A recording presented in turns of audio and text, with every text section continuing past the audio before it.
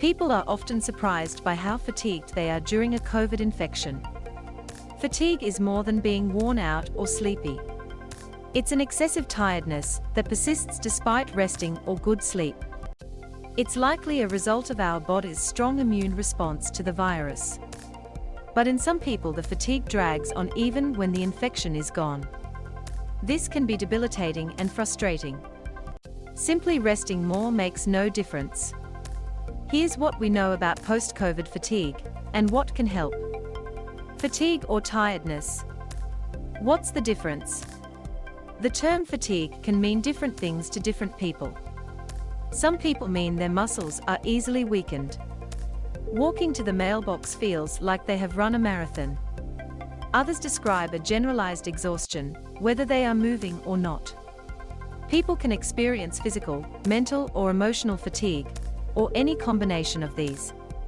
The difference between tiredness and fatigue is this: tiredness can get better with enough rest, while fatigue persists even if someone is sleeping and resting more than ever. How big a problem is this?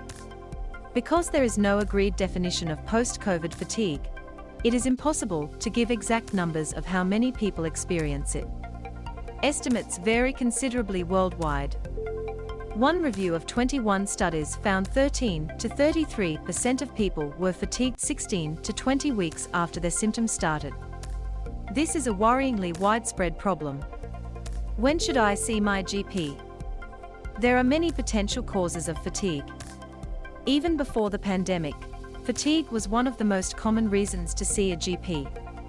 Most serious causes can be ruled out when your GP asks about your symptoms and examines you.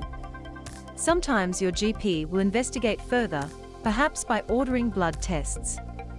Symptoms that should raise particular concern include fevers, unexplained weight loss, unusual bleeding or bruising, pain that wakes you from sleep, or drenching night sweats. If your fatigue is getting worse rather than better, or you cannot care for yourself properly, you really should seek medical care. Is it like long COVID?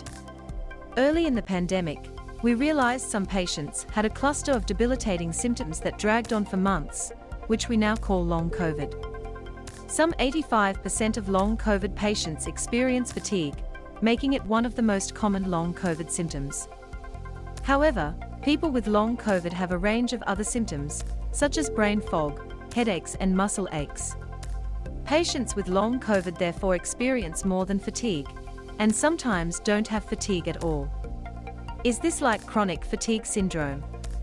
We knew about chronic fatigue syndrome, otherwise known as myalgic encephalomyelitis, well before COVID.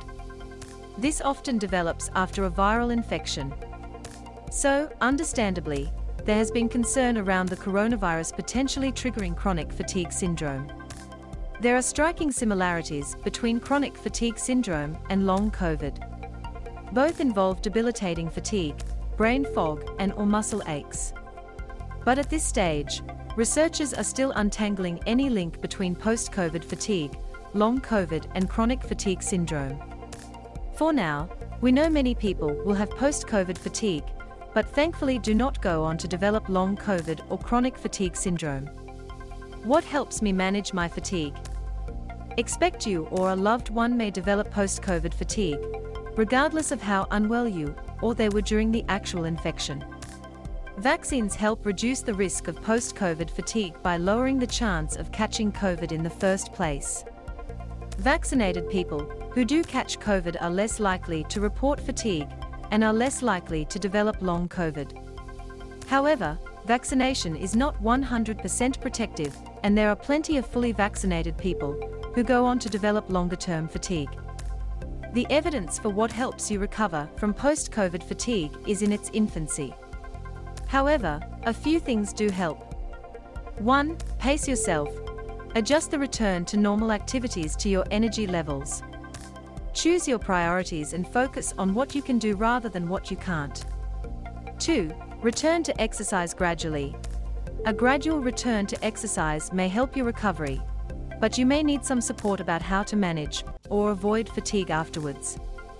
Some therapists, occupational therapists, physiotherapists, and exercise physiologists specialize in this. So ask your GP for a recommendation. 3. Prioritize sleep. Rather than feeling guilty about sleeping so much, remind yourself that while you sleep, your body conserves energy and heals. Disrupted sleep patterns are an unfortunate COVID symptom. Having a strict bedtime, while also resting when you feel tired during the day, is important.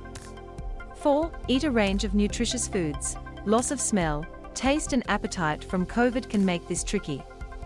However, try to view food as a way of fueling your body with both energy and the micronutrients it needs to heal. Be careful not to spend a fortune on unproven remedies that often look good in small studies, but more robust research finds make little difference. 5. Monitor your fatigue. Keep a diary to monitor your fatigue and look for a gradual improvement.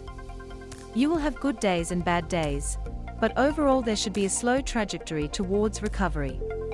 If you are going backwards, get input from a health professional, such as your GP. Natasha Yates, Assistant Professor, General Practice, Bond University. This article is republished from The Conversation under a Creative Commons license.